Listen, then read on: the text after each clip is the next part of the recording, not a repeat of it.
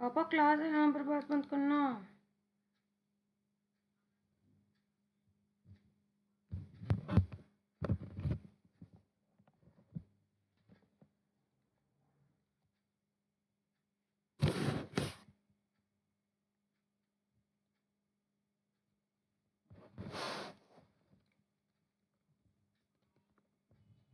Okay guys, so let's start the class.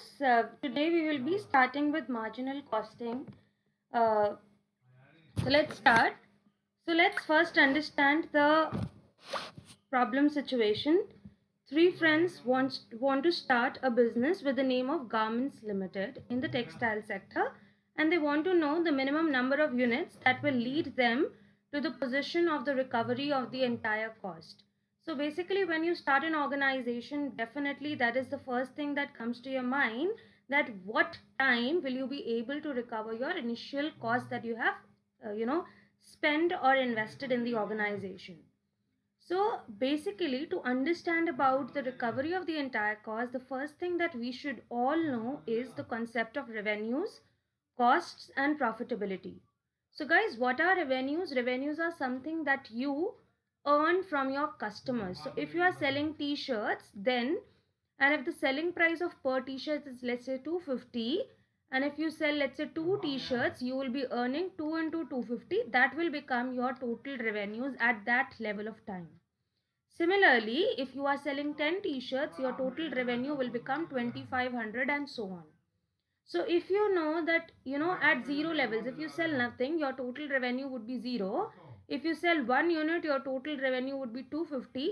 If you sell two units, it would be 500 and so on. So if the selling price is constant, the total revenues curve with the number of output and on the x-axis would be positively sloping, and that would be linear if the selling price per unit is constant, right? So this is all about total revenue. Now what do you understand by cost? When you talk about cost, when you talk about cost, then there are two types of cost. For example, let's assume we are opening an offline coaching institute. If we opening up a offline coaching institute, I'll be incurring certain rent cost for the space that I'm taking. Then I will also be incurring certain cost for the books that I am distributing to my students, right? So irrespective of the number of students who are coming in the organization, in the coaching institute to take the services, the rent that I'll be bearing for all of them would remain the same. So if I'm paying to my landlord a rent of 20,000, it would remain the same irrespective on the level of students, right? Similarly, if we talk about the cost of books, if there are zero students, there would be no cost that is consumed with regard to books. But if one book is costing 100 and if one student is coming, the cost of the book that I am consuming for the coaching institute becomes 100. For two big books, it becomes 200 and so on. So if you see that irrespective of the level of output or the level of activity in this case, which is represented by the number of students, the cost of rent remains fixed, right? It is not varying with the level of activity. Therefore, these type of a cost which remains fixed and are not variable as the level of activity varies are known as fixed cost. So guys, this is the graph for fixed costs, which says that even if there are no students, even if there are no units which are manufactured, then also you have to bear the rent, or you have to bear, let's say, the supervisor salary, because you have appointed him on a permanent basis. So these type of a cost which remains fixed irrespective of the level of activity are known as fixed cost. So this is the graph for fixed cost, right? Similarly, guys, if I talk about the book cost, or in case of t-shirts, if I require raw material, then in case of one t-shirts, I'll be requiring 2 meters. In case of two t-shirts, I'll be requiring 4 meters of cotton cloth and so on. So the cost of raw material or the cost of book in this case would be variable cost, because it varies as the level of output varies, right? So such cost which varies as the level of activity is varying are known as variable cost.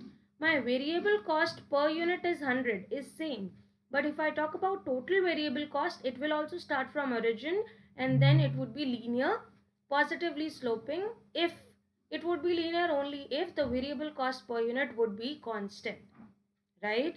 Now coming on to the total cost, guys, since your total cost means total variable cost and total fixed cost, and your fixed cost is starting at, let's say, 20,000 level, then your total cost will be starting from this level, because at 0 units of output your variable cost is 0, right?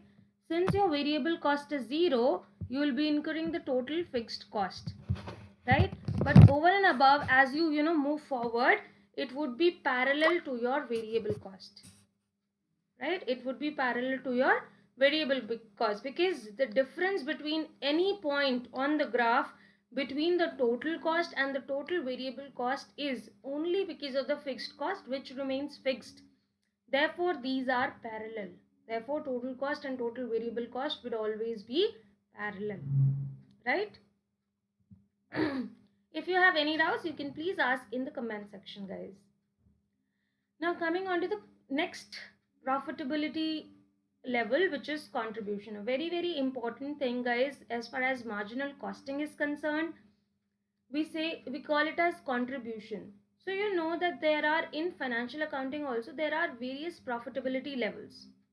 One such profitability level is gross profit, another such profitability level is operating profit, another such profitability level is net profit, and so on.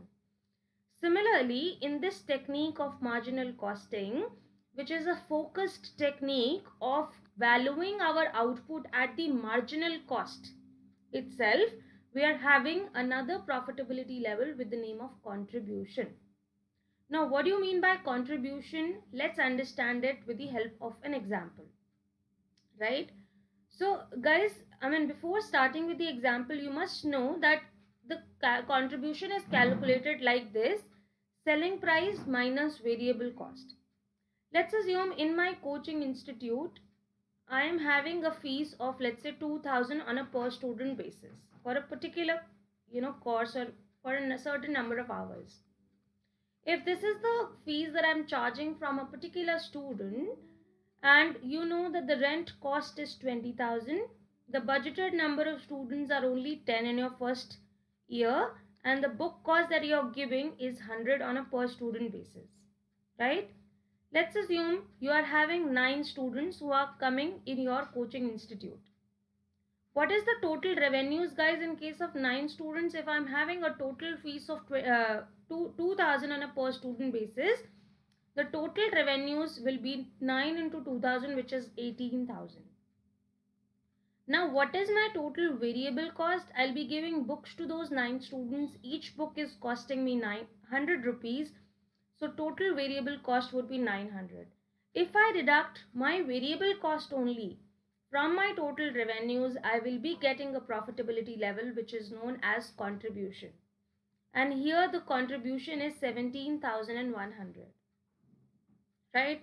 This is the contribution. Now, if you deduct fixed cost out of that, which is in the form of rent, or 20,000 in this case, you will be getting your profit, which will be standing at 2,900 loss in this case. So profit is negative of 2,900, right?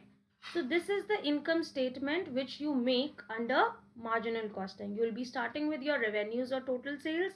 You will be deducting variable cost. If you deduct variable cost out of total sales, you will be getting a profitability level which is known as contribution. Then you deduct fixed cost to get the profit. Now guys, let's say there's another additional student who is interested in coming, but he's not having that much fees to pay. He says that, ma'am, I can pay you just 1,500. Should I allow him or not in my coaching institute is my decision. Now if I say that, see, the total rent that I'm paying is 20,000 and the budgeted number of students are 10, I must charge 2,000 from a single student. Apart from that, the book cost is also 100. So the minimum fees should already be 2,100, but I'm charging 2,000 because this is my first year of operations, and to attract students I am offering certain discounts. I am thinking that I should not go and offer additional discounts because I am already at a loss of 2,900, right? So what I can do is I can say no to this particular additional student. But guys, if I say yes, let's see what impact on profits will it have. In case the additional student is giving me a fees of 1500, my total revenues on the 10 students would become 18,000 plus 1500, which is 19,000 and 1500. Since I am required to give that additional book to the additional student, the book cost or the variable cost will become 1000 and the contribution would become 18,500. My rent is the same of 20,000 and my loss is reduced from 2,900 to just 1,500. This reduction in the losses of 1,400 is happening why? This reduction of 1,400 losses is happening because from the selling price from this additional student of 1,500, you are just incurring additional variable cost of 100.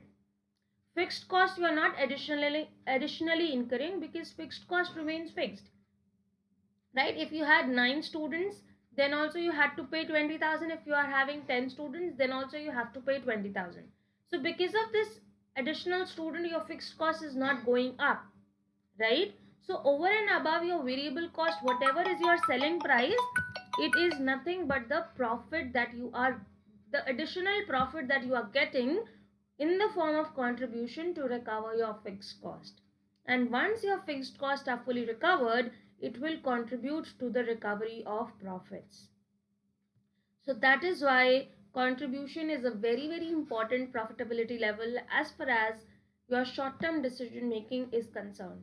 If in the short term you are getting the price which covers your variable cost and is giving you something extra, you definitely should go ahead and sell that additional unit, right? So the objective in the short run is to get the selling price over and above the variable cost. If that is happening, please go ahead. So there can be questions, guys, in the exam wherein the contribution would be, greater than 0, but profit from the additional product would be less than 0.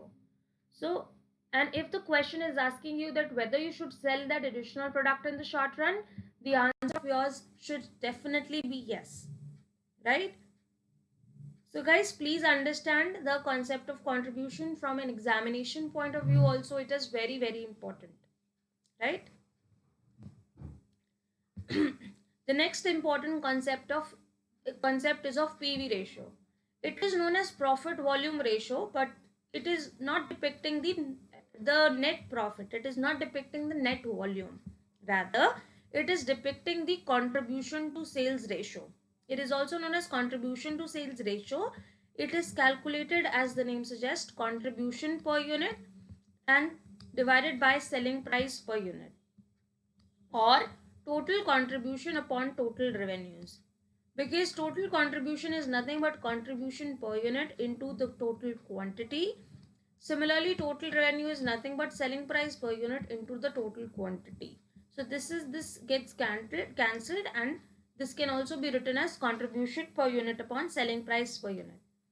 Now guys, on each level of the, each rupee of the sales that you are doing, what is the additional contribution that you are getting is what is told to us by this PV ratio, right? So if you are saying that PV ratio is 0.4 or 40%, it means that on 1 rupee of the sale, you are having 0.6 of variable cost, and the contribution therefore becomes 0.4 on every rupee of the sale that you are extending.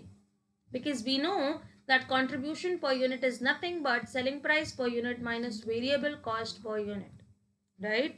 So this is a very important ratio which tells us that, on each rupee that you are selling, what is the additional margin you are getting for recovery of your fixed cost, and once your fixed cost is entirely recovered, then for contribution towards your profit, right?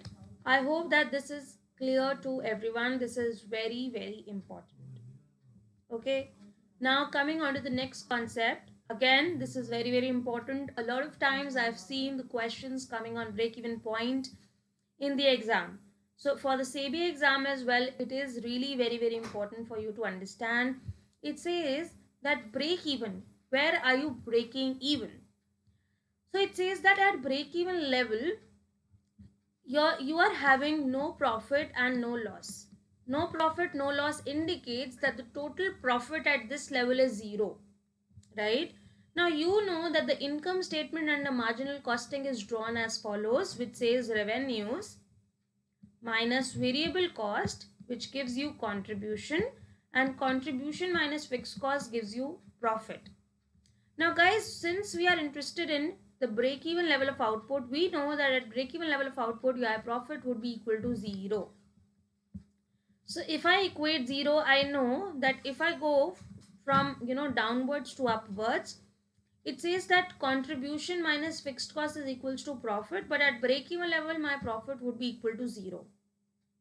Which indicates nothing but the total contribution should be equal to fixed cost at break-even point. And total contribution is nothing but contribution per unit into the break-even output, because only at break-even output this will happen. This will be true, that profits are equal to 0. So it means that break-even output can be calculated as nothing but fixed cost upon contribution per unit. This is how you will be calculating your break-even output. You are having the formula here. So there's no requirement of mugging up the formula. If you know the concept that at break-even level profits are equal to 0, just apply that formula in the income statement and get your own formula, which is same as the formula given in the books, right? So this is how, in case a book break-even value question comes, you should be able to answer that. Let me give you an example. Let's assume I am selling t-shirts. The selling price of each t-shirt is 250 and the raw material cost for that t-shirt is, let's say, 150. The rent cost for the factory is, let's say, 20,000. If this is the information given to you and you are required to calculate break-even point of output, what should be your answer, guys? Can you please tell me the answer that you should be getting here, guys? Guys, here, if you know that contribution per unit would be equal to selling price per unit minus variable cost per unit. Out of the rent cost and the raw material cost, which one will be the variable cost? It would be the raw material cost, right? And selling price per unit is nothing but 250.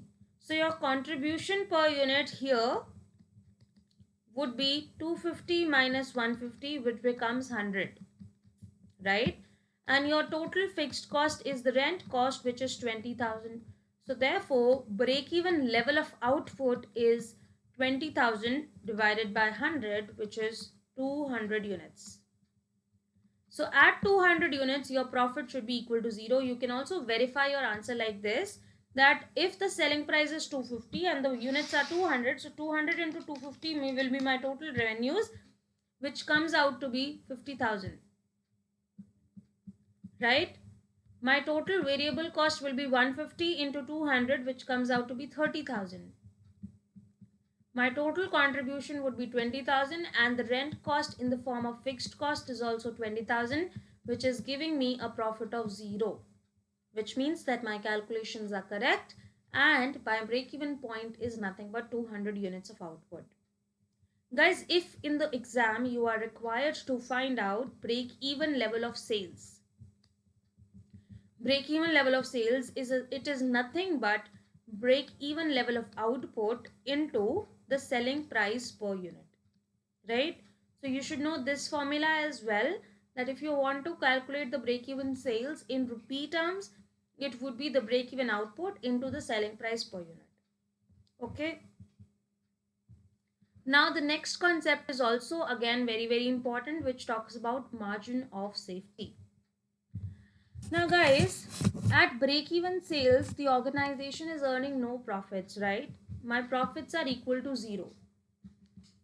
But this is happening at break-even level of output. If your current sales are greater than break-even level of output, it means definitely you will be earning profits, right? In the realistic world, it can be a little different situation. But in our marginal costing, what we are assuming is that selling price per unit is constant, variable cost per unit is constant, and fixed cost also remains the same, right? If these conditions are, true, then always, if your sale level exceeds the break-even level of output, definitely you will be earning profits. So margin of safety says that what is the difference between your sales and the break even level of sales. If you are having a sales output of greater than break even level of sales, that means that is the safety margin with you. Because even if your sales drop by this much amount, you will be incurring no profit, no losses. You will be incurring no losses, right? Because we know that at break even level of output, my profits are equal to zero. And since I'm having sales, greater than break even level of sales, that means I am earning some profits. So what is the safety margin with me? The safety margin with me is nothing but the additional sales over and above the break even sales that I am having in my organization. That even if the safety margin drops, even if my sales drop by this much amount, I will not be going into the area, into the territory where I am incurring losses, right? So if you see the diagram, guys, this diagram, which orange line depicts the fixed cost, right? Because this cost is the fixed irrespective of the level of output. The blue line here depicts that it is starting from fixed cost and then is linear upward sloping. That means this is the diagram for total cost, total variable cost and total fixed cost. That is why it is starting from this point of fixed cost, right? So blue line is total cost, and this gray line, since it is starting from origin, neither it is parallel to the yellow neither it is parallel to the blue line. It is the graph for total revenues. If it would have been parallel to the blue line, we would have said that it is a graph of total variable cost. If you have any doubts, you can please ask in the comment section. Guys, you know that when your total revenues are equal to total cost, that means whatever you are getting in total is nothing but equal to the total cost that you are bearing. That means whenever TR and TC is intersecting, the point that you should get is nothing but the break even level of output, because at this point your profits are equal to zero, right? You are recovering the entire cost and your profits are equal to zero, right? So over and above, if you are selling anything, let's assume you are selling this 450, so 50 would become your margin of safety. This 50 units is your margin of safety, that even if your safety margin, or even if your sales drop down by 50 rupees, 50 units, then also you will not be in a position to go into the territory of losses. So these were the concepts of marginal costing, guys. What you should know apart from this is that every single unit in case of marginal costing is valued only at the variable cost and not at the fixed cost. Which means that if you are incurring a fixed cost of 20,000 and if the variable cost per unit is, let's say, 150, and the closing stock of 20 units is left, in that case, the value of the closing stock would be 220 into 150 only, which is 3,000. You will not be absorbing your fixed cost in each level of output. Why? Because marginal costing, as the name suggests, is costing only because of marginal thing. Marginal means what? With increase in production, what is additionally increasing is the meaning of marginal. And with increase in production, what you incur extra is only the variable cost and not the fixed cost. That is why the value of the output as per marginal costing would be only the variable cost, and no fixed cost will be absorbed in each unit of production, right?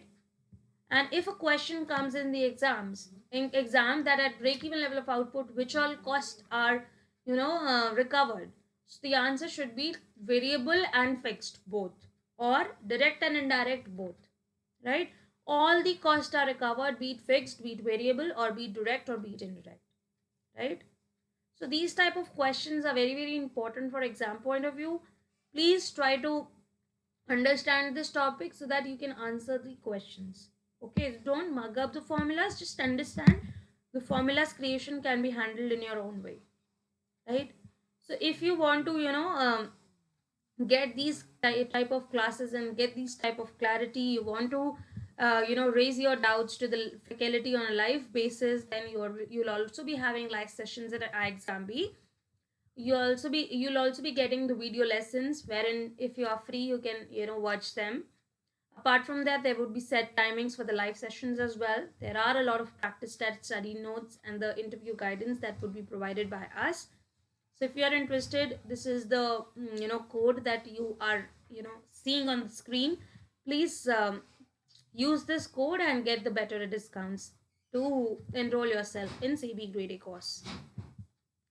Right? You can please subscribe to the channel for regular updates from our exam. Definitely this will help you in your exam. That's all from my side. Thank you.